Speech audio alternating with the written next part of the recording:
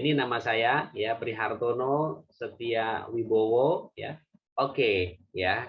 Kita bicara dulu tentang yang disebut root cause analysis ya.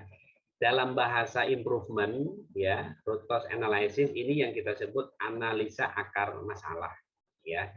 Secara definisi adalah proses problem solving ya. Jadi proses penyelesaian masalah ya. Jadi adalah sebuah teknik yang dimaksudkan untuk membantu tim kita, Bapak Ibu, ya di area kerja untuk menemukan dan memahami penyebab utama dari masalah yang ada, ya. Kemudian setelah masalah ada, kita carikan ya penyebab-penyebab yang muncul, kemudian ditutup dengan kalimat dan dilakukan tindakan pencegahan, ya.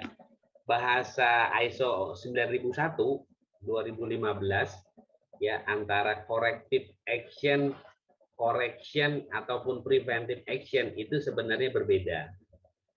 Ya, kita tahu kalau correction tindakan perbaikan yang on the spot di lapangan.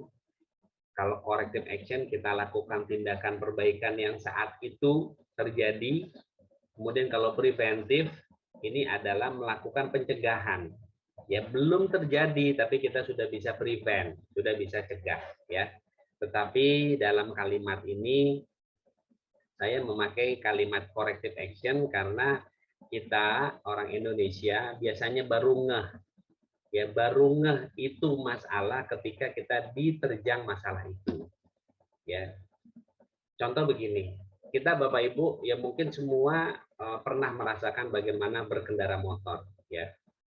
Mungkin ya ada persepsi bahwa saya akan mematuhi aturan kalau saya lihat di area itu banyak polisi. Akhirnya memakai helm yang benar, mungkin membawa SIM, bawa STNK, dan perlengkapan motor yang lengkap. Ya, dari mulai spion bahkan ya Bu, bahkan Ibu, Bapak, pentil motor pun tidak lupa bahwa itu ada di motor kita. Ya. Karena ada juga kejadian, ini kisah nyata, orang ditilang hanya gara-gara ban motornya itu tidak ada tutup pentilnya. Ya, ini sungguh luar biasa gitu ya. Tetapi ya inilah Indonesia ya. Nah, dari sifat yang seperti ini, maka kita akan muncul tuh ya, oh iya, aduh kenapa kemarin nggak diprediksi ya masalah ini, kenapa timnya tidak menyiapkan ya sesuatu yang bisa mencegah masalah ini muncul ya. Indonesia memang mayoritas ya maju atau ngeh ketika memang sudah dihadapi masalah. Kalau belum kita santai. Ya, ini budaya orang Indonesia, kita tidak perlu malu untuk mengakui ya. Tinggal kita bagaimana mensikapinya. Ya, saya yakin ketika sudah banyak diterpa masalah itu di corporate ya, pasti kita akan maju satu fase yang disebut preventif. Nah, dari root cause analysis ya, ada 3 pendekatan Bapak Ibu untuk mengidentifikasi ya, mengidentifikasi penyebab. Jadi root cause itu kan akar penyebab ya. Nah, dari teori webinar ini ada 3 pendekatan ya. Yang pertama kita sebut solusi harus berhubungan dengan akar masalah. Ya. Kemudian yang kedua, kita bagaimana menerapkan teknik 5 whys, 5 kenapa untuk menemukan akar penyebab masalah. Ya, kenapa harus 5? Kok nggak 3, nggak 6, nggak 7? Kenapa harus ganjil? Nah, nanti saya bahas ya.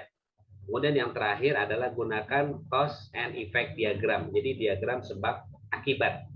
Ya, ini nanti yang kita akan coba kupas, Bapak Ibu. Ada 3 pendekatan untuk kita mendapatkan apa itu penyebab utama. Ya, yang pertama solusi harus berhubungan dengan akar penyebab masalah. Ya, nah di sini ada 5 istilah yang akan kita gunakan, atau bolehlah kita bilang 5 fase ya, dari mulai define, measure, analysis, improve, dan control. Ya, ini nanti kita akan definisikan dan kita bahas bersama. Ya. Yang pertama ya kita sebut dengan istilah define. Define secara harfiah ya, kita adalah diminta untuk menentukan, ya, menentukan sesuatu, ya. Jadi di sini disampaikan fokus kepada identifikasi masalah, kemudian penentuan tujuan proses dan identifikasi kebutuhan pelanggan secara internal dan eksternal. Ya, kata kuncinya adalah identifikasi masalah. Ya, ini yang kita catat dulu Bu dan Bapak, define ya. Yang kedua adalah measure. Ya, secara harfiah measure adalah kita ukur ya. Nah, di sini diminta langkah pengumpulan data yang tujuannya adalah untuk menetapkan standar kinerja. Ya, itu measure. Kemudian yang fase A adalah analyze. Ya, analyze kita tahu adalah menganalisa ya. Jadi di situ disampaikan mengisolasi penyebab utama yang difokuskan oleh tim. Ya, jadi udah mulai kebentuk nih. Oh, ini nih ya potensi penyebab utamanya. Nah, tim fokus aja di situ ya. Karena Bapak Ibu, slide ini mengingatkan kita hukum Pareto. Ya, bagi Bapak Ibu yang belajar di 2 minggu lalu tentang Seven Tools pasti tahu yang disebut Pareto. Ya. Pareto ada hukum yang disebut 20-80. Ya, menyelesaikan penyebab secara 20%, maka 80% masalahnya tersolusikan ya atau terpecahkan ya. Nah, di sini disebutkan adalah penentu keberhasilan fase ini adalah penyebab utamanya harus terbukti. Ya, gitu. Jadi tidak hanya mengandalkan pada diagram fishbone saja. Jadi ada pengujian. Di fase analisa ada fase pengujian apakah ini benar penyebab utama. Ya. Yang berikutnya adalah improve. Ya, improve secara harfiah kita sebut dengan perbaikan. Ya. Nah, di sini ya Bapak Ibu kita diminta untuk fokus ya pada pemahaman yang penuh ya, artinya pemahaman secara komprehensif pada penyebab utama ya yang diidentifikasi dalam fase analisa. Ya. Apa tujuannya? Ya untuk menghilangkan penyebab masalah-masalah yang terjadi.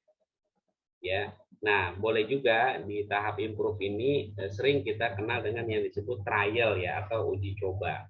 Ya, nanti kita lihat. Ya. Oke. Dari masalah DMAIC kita menangkap dulu teorinya ya, Bapak Ibu. Kita tangkap dulu teorinya. Kemudian saya kenalkan dulu juga yang kedua. Ya. Yang kedua ya kita sebut dengan teknik 5 whys. Ya.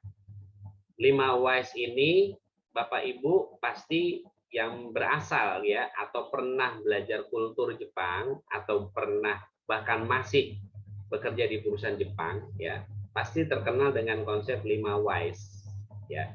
Nah, sebenarnya 5 itu bukan berarti nanyanya itu nanya kenapanya sampai 5 kali, bukan ya. Jadi 5 whys ini filosofi ya. Kalau belum ketemu root cause-nya maka tanyakan terus kenapa. Itu filosofinya ya. Jadi bukan dibatasi sampai kalau belum 5 kenapanya maka kita jangan berhenti, bukan.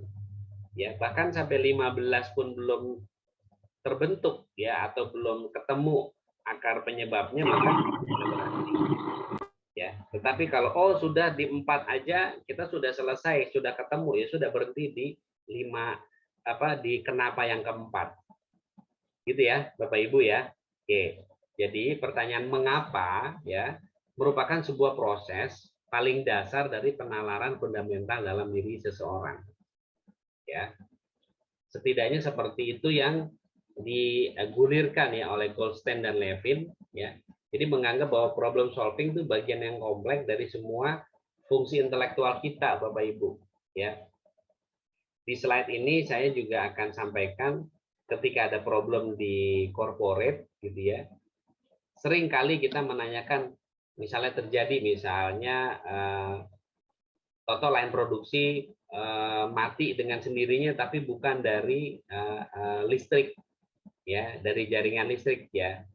Begitu diinfokan misalnya Bapak Ibu seorang supervisor atau manajer, pertanyaan pertama yang keluar yang biasanya orang Indonesia apa? Siapa? Ya.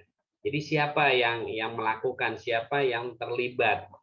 Ya, jadi kalau kita bilang 5W2H, nanyanya itu siapa dulu gitu ya. Nah, di dalam webinar ini ya diajarkan adalah yang harus ditanyakan dulu adalah why-nya. Jadi kenapa? Ya. Orang Indonesia jika ditanyakan siapa yang berbuat, siapa yang salah, mereka akan cenderung defensif. Ya, mereka akan cenderung menutup diri, bahkan cenderung berbohong, ya, khawatir bahwa dia nanti akan dikenakan sanksi. Bahkan yang paling besar sanksinya ya dikeluarkan atau bahkan mungkin dipidanakan, ya, tergantung masalah yang terjadi. Nah, ini jangan sampai terjadi di lingkungan korporat kita, Bapak Ibu, ya. Jadi tanyakan kenapa bisa begitu gitu. Ya, ini penting ya. Kenapa 5Ws begitu mujarab dan manjur ya di banyak perusahaan Jepang ya. Tapi juga saya dengar di luar perusahaan Jepang, Bapak Ibu, banyak juga yang menggunakan mindset 5Ws ini. Ya, 5 kenapa? Ya, karena tidak menyudutkan atau menyalahkan orang dalam melakukan akar masalah, pencarian akar masalah. Ya. Nah, 5W juga sering disebut dengan tools yang digunakan menemukan akar masalah dan sering digunakan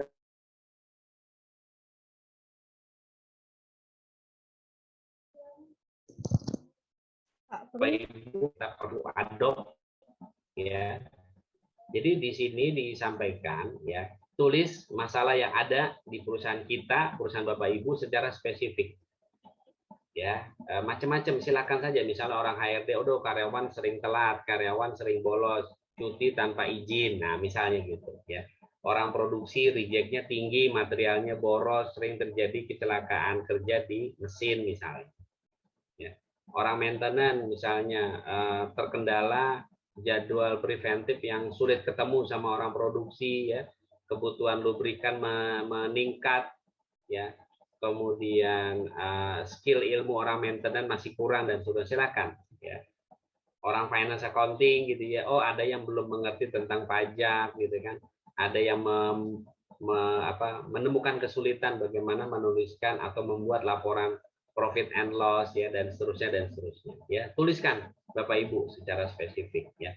Nah, menulis masalah itu membantu Bapak Ibu merumuskan masalah ya, dan memiliki gambaran ya. Kalau kita menulis memiliki gambaran sepenuhnya ya, dan juga ini bisa membantu tim untuk fokus pada masalah yang sama ya. Jadi begitu disusun gitu ya, dengan kemampuan tim yang ada, oke, mana prioritas yang mau kita perbaiki ya, itu seperti itu ya.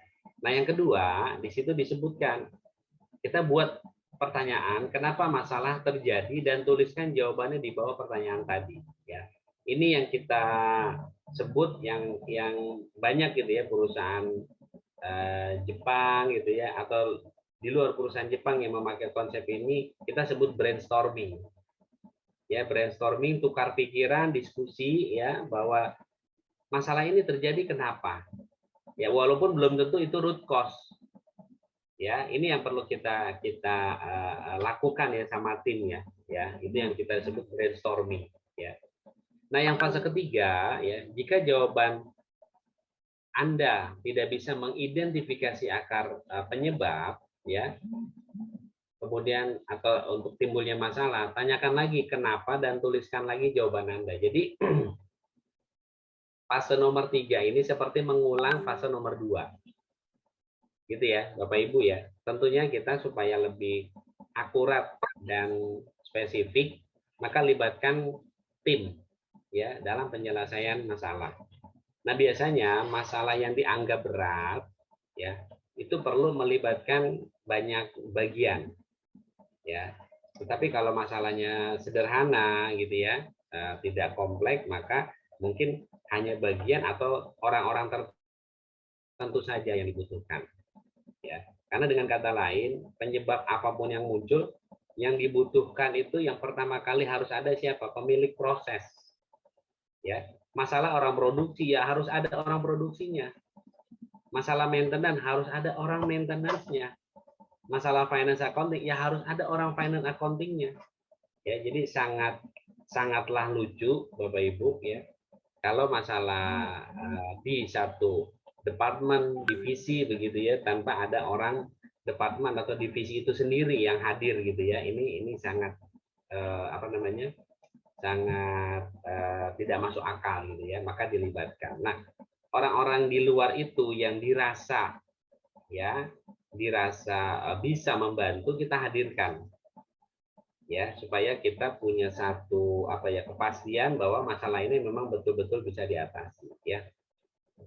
Kemudian yang fase keempat ya, kita disuruh lihat lagi fase atau langkah ketiga sampai tim kita, tim Bapak Ibu sepakat ya bahwa jawaban yang sudah ditulis ya bisa mengidentifikasi penyebab utama dari masalah yang ada. Ya, nanti saya ambil contoh ya untuk langkah-langkah ini ya.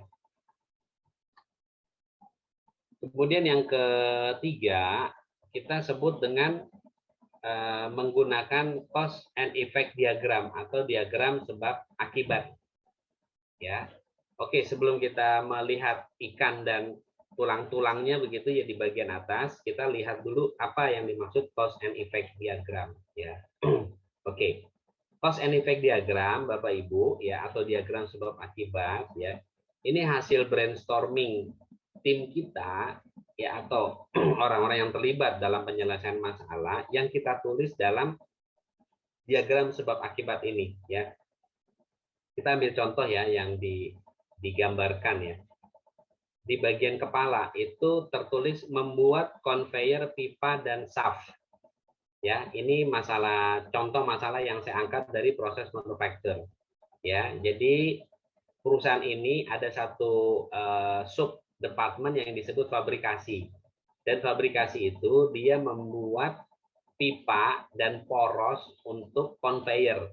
Jadi perusahaan ini adalah subkontraktornya perusahaan-perusahaan tambang atau oil and gas sebagai penyedia belt, conveyor dan aksesorisnya.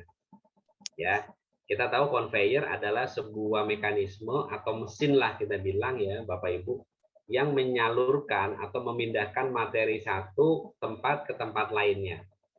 Ya, kalau Bapak Ibu yang pernah berkunjung ya ke area pertambangan atau minimal nonton YouTube deh.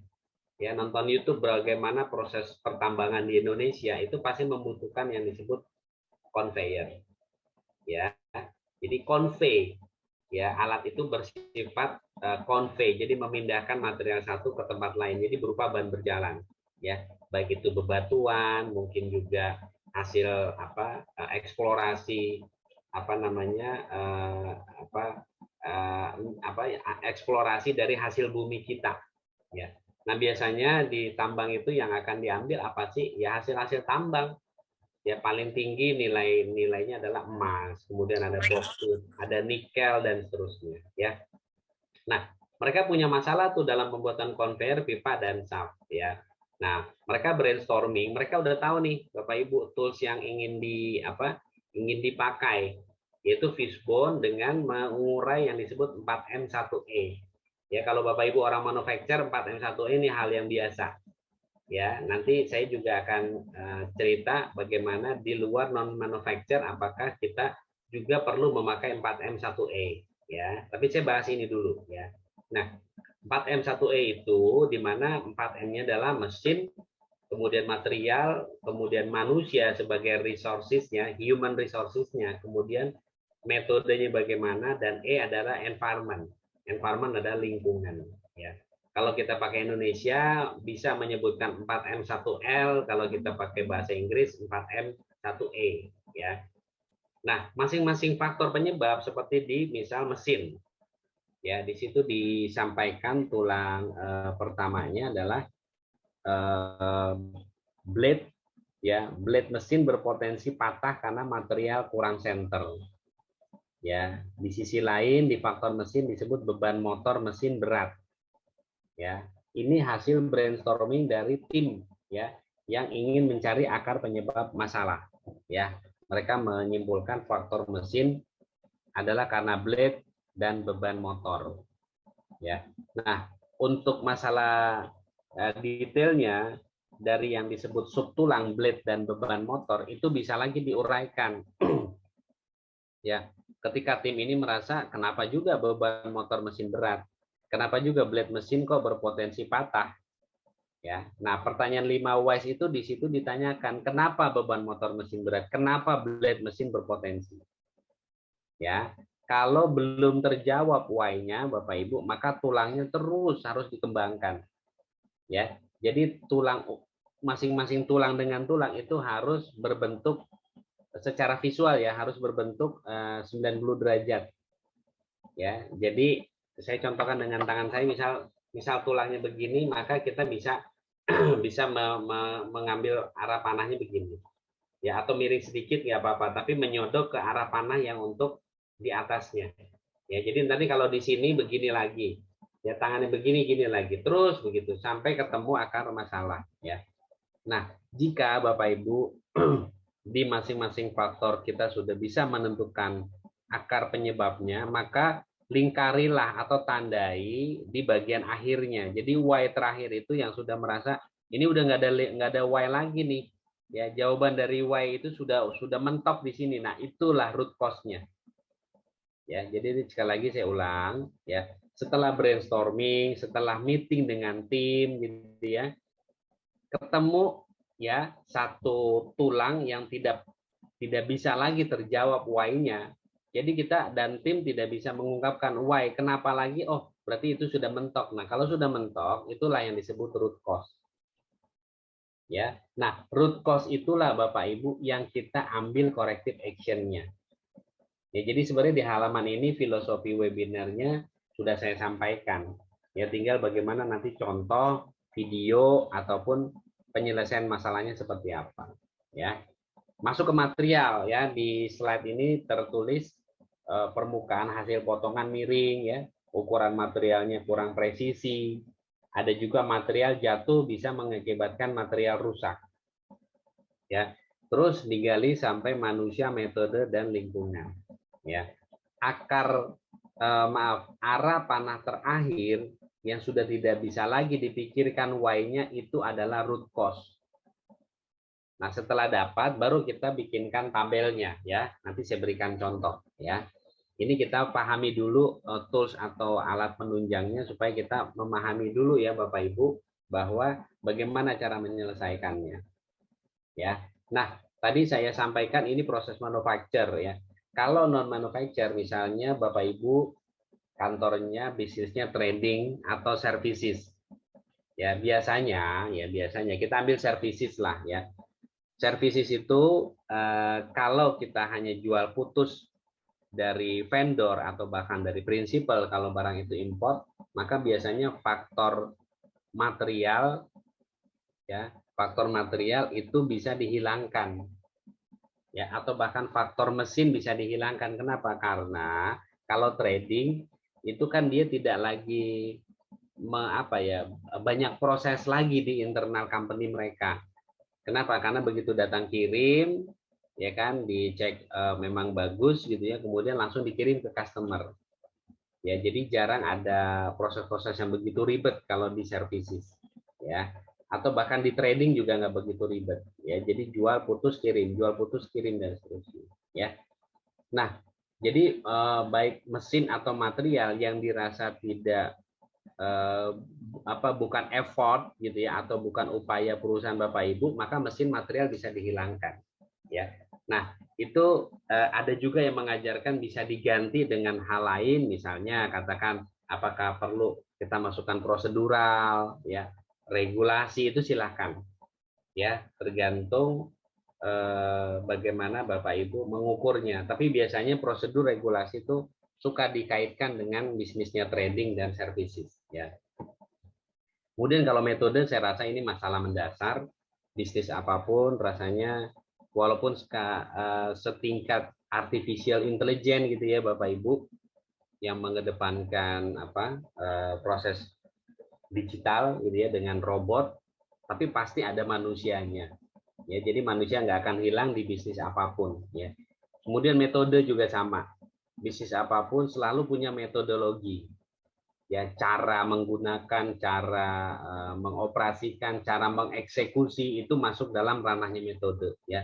Lingkungan saya juga banyak gitu ya menganalisa beberapa problem gitu dari klien, bahwa lingkungan dengan bisnis apapun juga membawa pengaruh, ya.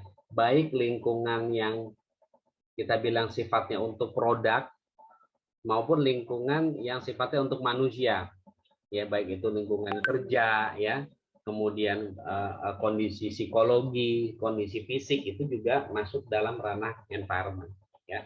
Nah, tiga apa fase ketiga ini yang menggunakan cause and effect diagram, ya, banyak yang mengakui cukup ampuh Bapak Ibu, cukup jitu untuk kita menyelesaikan masalah-masalah kita dari yang mudah sampai yang paling sulit sekalipun, ya, gitu.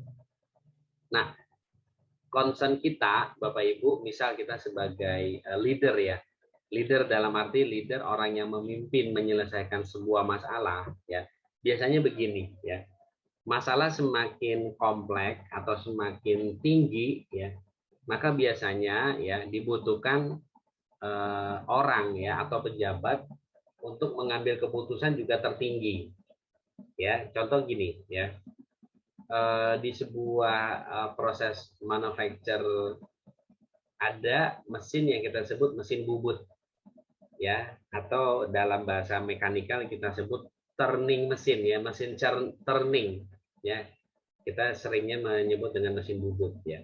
Nah, mesin bubut ini sudah tua, ya, sudah tua, berumur mungkin 20 tahun ke atas gitu ya, yang sudah tidak bisa membantu proses produksi di internal, ya.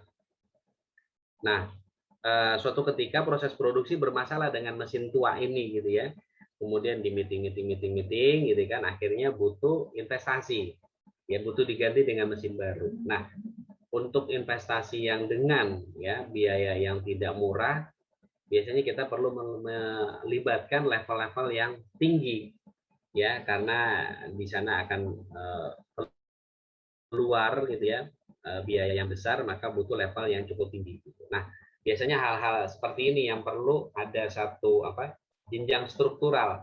Jadi mungkin dari operator, ya, kalau kita bicara manufacture, dari operator naik ke foreman, ke supervisor, ke manajer, ke GM, bahkan ke direktur, bahkan direktur utama, ya, untuk menandatangani sebuah investasi yang besar atau pembiayaan atau budget yang besar, biasanya membutuhkan decision maker juga yang lebih tinggi.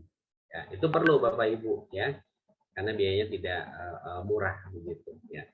Nah, jadi kurang lebih cause and effect diagram atau diagram sebab akibat itu seperti ini, ya. Nah, saya sampaikan juga bahwa untuk apa nih cause and effect diagram gitu ya. Tadi sudah saya sampaikan, memecahkan akar penyebab, kemudian kendala yang muncul ya saat melakukan penyelesaian masalah secara tim, itu adanya ide dan persepsi yang berbeda dari masing-masing tim, ya.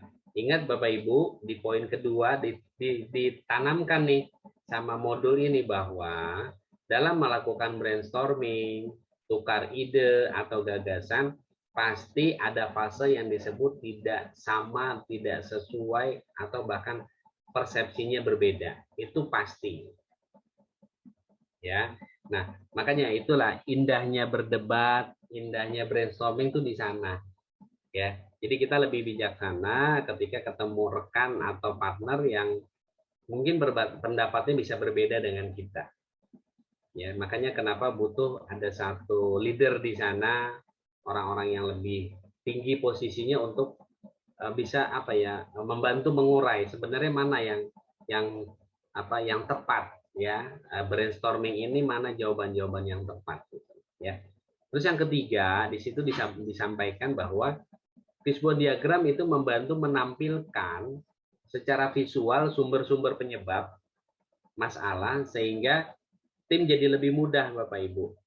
Ya, tim lebih mudah untuk mengidentifikasi apa sih penyebab masalahnya. Ya.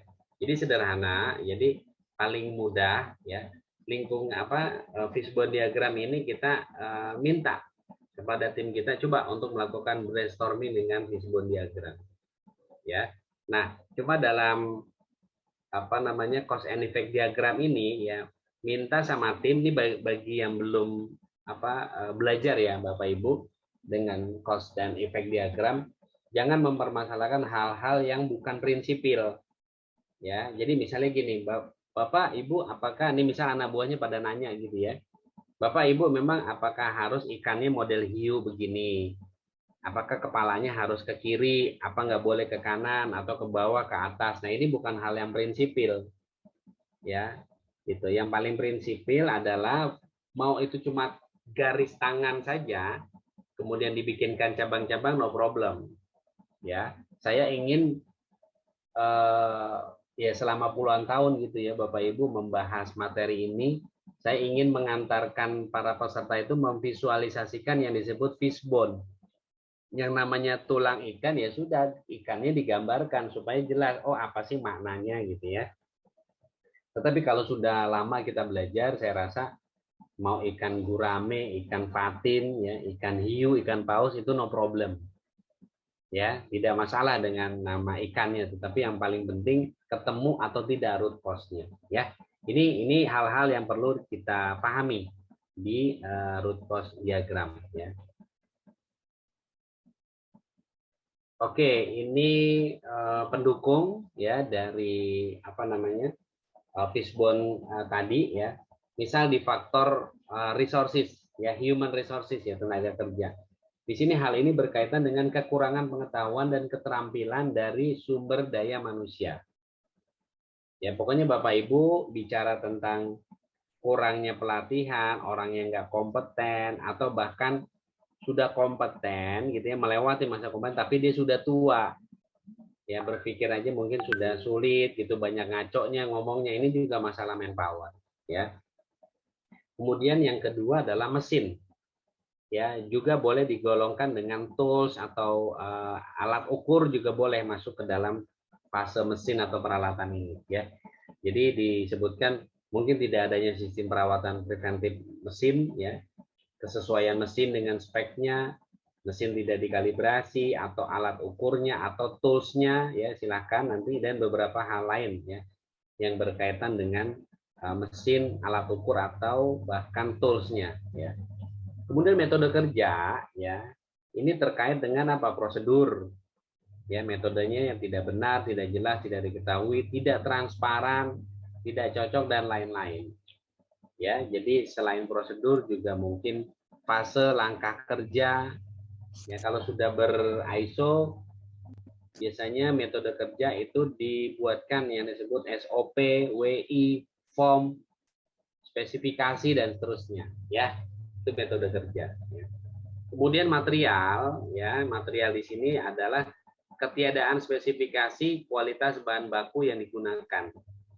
Ya, biasanya material sangat penting dalam sebuah meeting pencarian akar masalah, karena kenapa? Karena manufacturer membutuhkan material.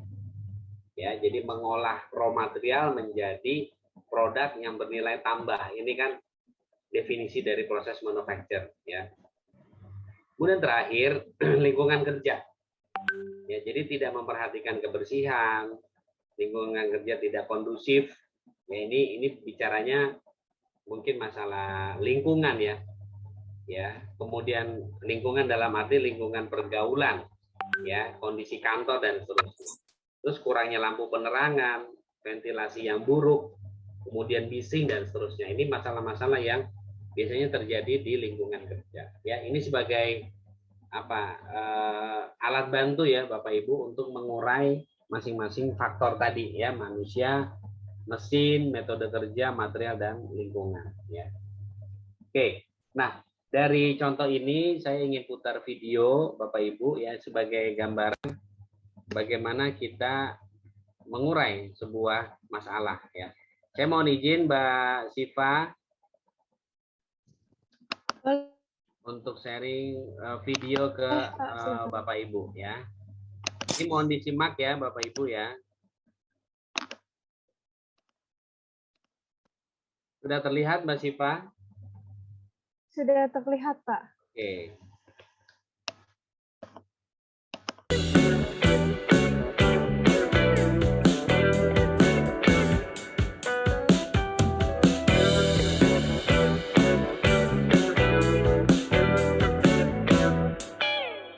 Kaderisasi Wilayah FTTM 2020. Halo FTTM 2019, kembali lagi pada video terakhir dari rangkaian Kaderisasi Wilayah FTTM 2020 ini. Sekarang, kita akan belajar mengenai tools analisis masalah. Objektif dari pembelajaran kali ini adalah 1. Peserta dapat memahami penggunaan tools analisis masalah, yaitu 5 whys dan 3 diagram. Yang kedua, peserta dapat memahami beberapa topik masalah yang dari 6 Sustainable Development Goals yang dipilih. Jadi, harapannya kita bisa belajar bersama-sama bagaimana cara menyelesaikan masalah-masalah di sekeliling kita. Oke, langsung aja yuk! Yang pertama ada 5 whys. Analisis 5 mengapa adalah teknik tanya-jawab sederhana untuk menyelidiki hubungan sebab akibat yang menjadi akar dari suatu permasalahan. Teknik ini adalah praktik bertanya, mengapa sebanyak 5 kali, mengapa sebuah masalah teknis terjadi dalam upaya menentukan akar penyebab dari suatu kerusakan atau masalah. Tahapan secara umum apabila kita menggunakan 5 whys analisis di antaranya, yang pertama, yaitu menentukan masalahnya dan area masalahnya terlebih dahulu. Mengumpulkan tim untuk brainstorming sehingga kita bisa memiliki berbagai pandangan, pengetahuan, pengalaman, dan pendekatan yang berbeda terhadap masalah. Yang ketiga, yaitu melakukan gemba atau turun ke lapangan untuk melihat area aktual, objek aktual, dengan data aktual. Yang keempat, mulai bertanya menggunakan why. Nah, setelah sampai pada akar masalah, ujilah setiap jawaban dari yang terbawah. Apakah jawaban tersebut akan berdampak pada akibat di level atasnya? Contoh nih, apakah jika kita memiliki pencatatan penggantian komponen, maka akan mudah bagi tim maintenance untuk melakukan penggantian komponen secara rutin? Apakah hal tersebut paling masuk akal dalam menyebabkan dampak di level atasnya? Apakah ada alternatif kemungkinan penyebab lainnya? Nah, pada umumnya, solusi tidak mengarah pada menyalahkan ke orang, tapi bagaimana cara melakukan perbaikan sistem atau prosedur. Jika akar penyebab sudah diketahui, maka segera identifikasi dan implementasikan solusinya. Dan yang terakhir, monitor terus kinerjanya untuk memastikan bahwa masalah tersebut tidak terulang lagi. Nah, contoh penggunaan 5 whys analisis terhadap sebuah permasalahan yaitu komputer yang rusak seperti pada gambar berikut ini. Oke, lanjut. Yang kedua ada tree diagram. Ada kalanya suatu sasaran improvement membutuhkan rincian lengkap tentang bagaimana jalur dan tugas-tugas yang perlu dilakukan untuk mencapai sasaran tersebut. Dalam 7 alat perencanaan manajemen atau 7 Management and Planning Tools atau 7 U Quality Tools, terdapat diagram yang dapat mengungkap secara sederhana tentang besarnya suatu masalah, serta mengurai apa saja langkah-langkah yang perlu dilakukan untuk pemecahan masalah tersebut. Diagram itu dikenal dengan nama tree diagram atau diagram pohon. Tree diagram adalah teknik yang digunakan untuk memecahkan konsep apa saja seperti kebijakan, target, tujuan, sasaran, gagasan, persoalan, tugas-tugas, atau aktivitas-aktivitas secara lebih rinci ke dalam sub-sub komponen atau tingkat yang lebih rendah dan rinci. Cara pemakaiannya lebih kurang sama dengan 5 whys, yang membedakan hanyalah pada pembagian akar masalahnya menjadi beberapa jenis ataupun bagian. Jadi, bisa jadi satu masalah itu dikarenakan beberapa akar masalah. Nah, pada Kadwil ini, jumlah akar masalahnya ditentukan sendiri sesuai dengan pengguna toolsnya saja. Nah, tadi kan kita sudah belajar 2 tools analisis masalah. Sekarang, kita coba cari bagaimana menentukan masalah yang akan kita analisis yuk. Kuncinya sebenarnya adalah kita harus tahu keadaan ideal apa yang belum ideal yang akan menjadi masalah. Keadaan ideal ini harusnya sesuai dengan referensi-referensi yang baku dan kredibilitasnya sesuai kebenaran ilmiah. Sekarang kita coba mengambilnya dengan SDGs. Dalam bahasa Indonesia, tujuan pembangunan berkelanjutan atau dalam bahasa Inggris dikenal dengan Sustainable Development Goals, disingkat dengan SDGs, adalah 17 tujuan dengan 169 capaian yang terukur dan tenggat yang telah ditentukan oleh PBB sebagai agenda dunia pembangunan untuk kemaslahatan manusia dan planet bumi. Dalam kaderisasi wilayah FTTM 2020 ini, akan diambil 6 SDGs yang berkaitan dengan dunia FTTM dan isu COVID-19. Dalam kaderisasi wilayah FTTM 2020 ini akan diambil 6 SDGs yang berkaitan dengan dunia FTTM dan isu COVID-19. Di antaranya adalah yang pertama, air bersih dan sanitasi layak. Topik permasalahan yang dapat diambil dari sini yang pertama adalah pengaruh industri FTTM terhadap air bersih, kemudian peran industri FTTM dalam sanitasi yang layak, dan ketiga, apa peran bersih dan sanitasi layak dalam menghadapi COVID-19. Yang kedua, yaitu tentang energi bersih dan terjangkau. Topik permasalahan yang dapat diambil, yang pertama, sudah sejauh apa sih industri FTTM menghasilkan atau menerapkan energi bersih dan terjangkau? Yang kedua, apakah ada hubungan antara energi terbarukan dengan energi bersih dan terjangkau? Dan yang ketiga, hubungan antara energi bersih dan terjangkau dengan COVID-19. Yang ketiga adalah tentang pekerjaan layak dan pertumbuhan ekonomi. Topik permasalahan yang dapat diambil dari sini yaitu apakah profesi di dunia kerja FTTM saat ini sudah bisa dikatakan pekerjaan yang layak? Kemudian, apa pengaruh industri FTTM terhadap pertumbuhan ekonomi, baik nasional maupun internasional? Dan yang ketiga, apa hubungan antara pekerjaan layak dan pertumbuhan ekonomi dengan COVID-19? Yang keempat, yaitu mengenai ekosistem laut. Topik permasalahan yang dapat diambil yaitu apa pengaruh industri FTTM dengan ekosistem laut, kemudian apakah ekosistem laut punya peranan dalam dunia FTTM, dan yang ketiga hubungan antara ekosistem laut dengan COVID-19. Dan yang kelima yaitu tentang ekosistem darat. Topik permasalahan yang dapat diambil yaitu apa pengaruh industri FTTM dengan ekosistem darat, yang kedua apakah ekosistem darat punya peranan dalam dunia FTTM? Dan yang ketiga, hubungan antara ekosistem darat dengan COVID-19. Kemudian yang terakhir yaitu mengenai pendidikan berkualitas. Topik permasalahan yang dapat diambil yaitu apa peran pendidikan yang berkualitas dalam dunia FTTM? Apakah pekerjaan yang ada di dunia FTTM sekarang sudah bentuk hasil dari pendidikan yang berkualitas? Dan hubungan antara COVID-19 dengan dunia pendidikan. Hal yang dijelaskan di atas merupakan topik-topik yang diajukan dengan 3 topik setiap SDGs-nya. Diharapkan, FTTM 2019 dapat lebih proaktif mencari informasi terkait topik yang diajukan dan dapat menyelesaikan permasalahan yang ada dari tiap topik tersebut dengan menggunakan tools analisis yang sudah disampaikan. Oke, terima kasih telah menyimak. Semoga dapat bermanfaat untuk diri kalian masing-masing. Oke, Mbak Siva, Bapak dan Ibu, ya. Tadi uraian materi kita dan contoh ya video dari salah satu corporate ya yang kita bisa gunakan. Nah, sekarang saya mau ngambil 2 orang, Mbak Siva, sebelum kita masuk tanya jawab ya. Boleh. Yuk, Bapak Ibu. Oke, ini sudah ada yang menunjuk nih, Mbak Siva, Dr. Gigi Rihi Patipeilohi. Ya, ini pasti dari Maluku ya Pak. Silakan Pak, saya mendengarkan Pak. Ya, terima kasih Pak. Saya Dr. Gigi Rihi dari Rumah Sakit Dr. Agus Jam, Ketapang, Kalimantan Barat. Saya kalau di rumah sakit sebagai anggota ya tim akreditasi bagian PMKP Pak.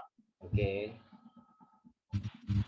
Nah, yang jadi masalah sering kita hadapi adalah dalam perencanaan SDM, sumber daya manusia. Nah, ini yang bolak-balik tidak pernah dapat merencanakan kebutuhan tenaga itu secara tepat dan pasti, baik itu perawat atau non keperawatan. Nah, ini kalau saya melihat akibat daripada kita ada rumah sakit pemerintah daerah. Jadi itu adanya intervensi eksternal maupun internal itu yang sangat kuat sehingga menjadi tidak, kebutuhan tenaga ini sangat-sangat tidak tercapai gitu. Baik medis, para medis maupun non keperawatan lainnya. Contoh kasus kayak begini Pak, kita rumah sakit tipe C. Tapi secara standar, misalnya saja, dokter bedah itu sampai 4 atau 5. Nah, jadi ini yang jadi masalah, karena rumah sakit membiayai untuk penggajian maupun biaya pelatihan dan lain sebagainya. Nah, ini salah satu masalah. Jadi, dokternya sampai sekian banyak itu loh, Pak. Itu mungkin, Pak. Terima kasih, Pak. Ya, oke. Saya jawab satu persatu dulu ya, Mbak Siva ya. Oke, jadi Pak Dr. Rihi ya.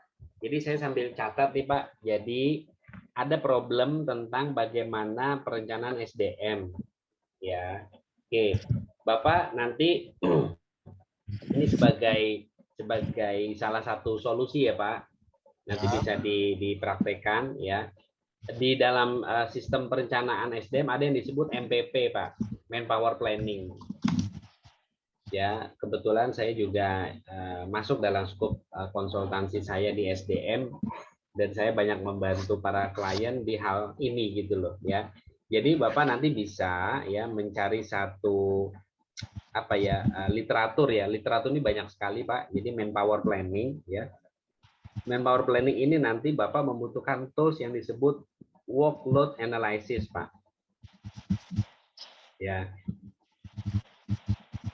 Jadi workload analysis itu artinya analisa beban kerja ya, di mana misal gini ya, satu proses ya yang ada di rumah sakit pasti membutuhkan tenaga kerja tertentu kan gitu ya, Pak Dokter ya. Nah, masing-masing proses ini membutuhkan tenaga kerja di bagian maksudnya atau mungkin katakan hanya tenaga support kesehatan lah, atau mungkin dokter, atau bahkan mungkin yang kita sebut admin admin bagian lah gitu ya Pak. Nah, dengan melakukan workload analysis ya, ini sederhananya gini Pak. Proses yang ada ya, kemudian Bapak lihat masing-masing mengerjakan apa. Ya, terus itu didetailkan Pak sampai ketemu menit dan jamnya. Ya. Terus termasuk di situ frekuensi orang atau katakan pasien yang disupport itu sampai berapa banyak. Ya. Nanti ini Pak, muncul ada satu indikasi ya, ini cuma dua atau bahkan 3 kondisi Pak. Kalau di sana ntar workload analysis sama dengan 1, berarti sebenarnya Bapak sudah pas. Ya, kalau kurang dari 1, Bapak kurang orang. Lebih dari 1, Bapak kelebihan orang. Ya, jadi sementara saya kasih clue-nya dulu, Pak, pelajari workload analysis. Jadi lakukan analisa beban kerja. Cara paling gampang adalah masing-masing bisnis proses diidentifikasi melakukan apa dan berapa lama. Ya, ini maaf ya, di Indonesia ini yang sering terjadi, Pak, orangnya melakukan satu pekerjaan betul, ya, tetapi waktunya tidak efektif, Pak. Ya, jadi yang ada ya sambil melakukan pekerjaan mungkin ada sambilan lain yang mempengaruhi tingkat produktivitas kita, Pak. Sehingga kadang akhirnya muncul yang namanya indikator orang berlebih. Ya, tetapi ini juga Pak, ada yang betul-betul sangat serius gitu ya melakukan tupoksinya dengan baik. Akhirnya seperti jumpalitan, dia sering pulang malam karena indikator apa Pak? Orangnya kurang. Ya, kalau pas itu sama dengan 1 ya, itu artinya ya memang dari jumlah jam kerja ya Pak. Jumlah jam kerja tersedia sama yang dikerjakan itu sesuai Pak, jadi pas. Ya, itu saja Pak indikatornya. Jadi ya lakukan manpower planning, pakai tools yang namanya workload analysis, nanti akan tergambar tuh Pak. Di bagian ini overload, di bagian ini kurang orang, di bagian ini sudah pas. Kalau Bapak punya wewenang sampai bilang, oke, bagian ini tidak membutuhkan orang, di sini butuh orang, di sini sudah pas, itu Bapak yang kalau nanti punya keputusan, punya wewenang di sana, Bapak bisa rekomen. Kurang lebih begitu Pak Dokter. Ya, apakah Pak analisis beban kerja ini kalau kita kerjakan itu dalam bentuk buku kerja begitu ya Pak, yang ada frekuensi kegiatannya gitulah kira-kira Pak. Ya, gini Pak, saya tidak tidak mengharuskan Bapak menggunakan apa ya, tetapi ada satu media Pak yang Bapak bisa tuang orang per orang itu di masing-masing yang kalau kita bilang overload di sana ya, Bapak menuangnya di sana. Jadi orangnya berapa orang melakukan apa, itu berapa menit dia melakukan, bahkan berapa jam sehari. Ya, jadi menuangnya kalau di sana ada yang namanya buku kerja, memang itu yang jadi prosedur gitu ya, melakukan pencatatan kerja dan seterusnya, silakan Pak. Dan keputusan dari masing-masing bagian. Kurang lebih gitu Pak Dokter. Oke, Pak. Ya. Makasih. Oke. Baik, Mbak Siva dan Bapak Ibu, saya sharing satu video lagi ya.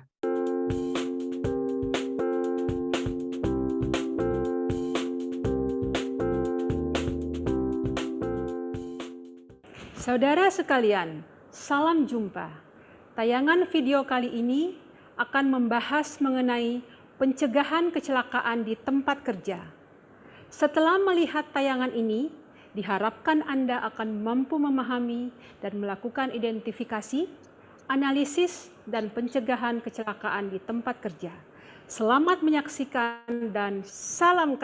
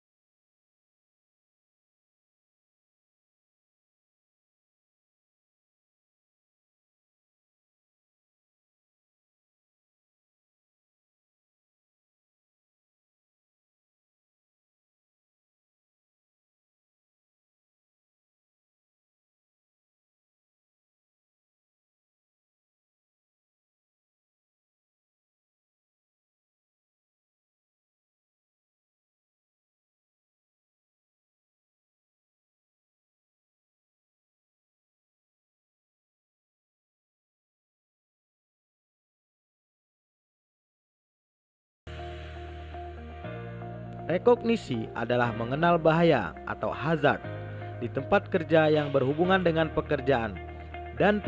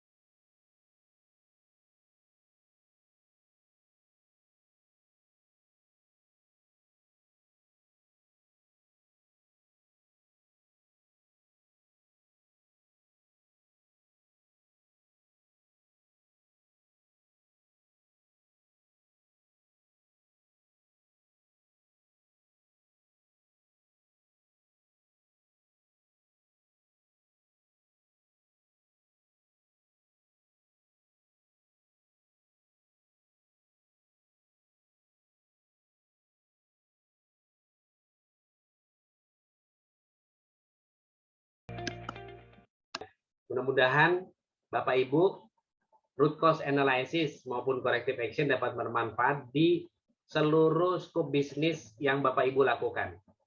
Baik itu manufacture, trading maupun services. Karena kalau bicara rumah sakit, pendidikan itu semua bagian dari services, ya.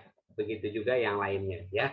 Jadi itu saja Bapak Ibu, terima kasih buat waktunya. Waktu saya kembalikan kepada Ibu Siva. Silakan Bu Siva. Terima kasih Pak Pri. Baik Bapak Ibu peserta webinar, saya ingatkan kembali bahwa webinar ini gratis, namun bila Bapak Ibu ingin mendapatkan e-sertifikat maupun e-materi sekaligus 3 video dari Pak Pri, silakan menghubungi saya atau scan barcode lalu akan terhubung ke link WhatsApp saya. Dan ada biaya investasi hanya 150.000 per orang. Lalu ada webinar evaluation sebagai bahan evaluasi. Kami NQE memohon kepada Bapak Ibu untuk bersedia memberikan masukan dan saran kepada NQE untuk webinar pada pagi ini dan webinar selanjutnya. Silakan di-scan, kemudian akan terhubung ke link Google Form. Terima kasih Bapak Ibu peserta webinar yang sudah antusias dalam webinar ini. Pak Pri, dalam sejauh ini apakah ada kesan untuk para Bapak Ibu peserta webinar? Iya, ada Mbak Siva, hanya sedikit Bapak Ibu. Silakan. Hal yang terbaik dari setiap kita mendapat webinar adalah implementasi, diterapkan, ya. Jadi bisa mulai hari Minggu besok atau Senin sudah bisa diterapkan di area kerja masing-masing. Ya, supaya apa yang diterima itu tidak kemudian hilang begitu saja. Itu aja Mbak Siva. Terima kasih semua. Salam sehat selalu.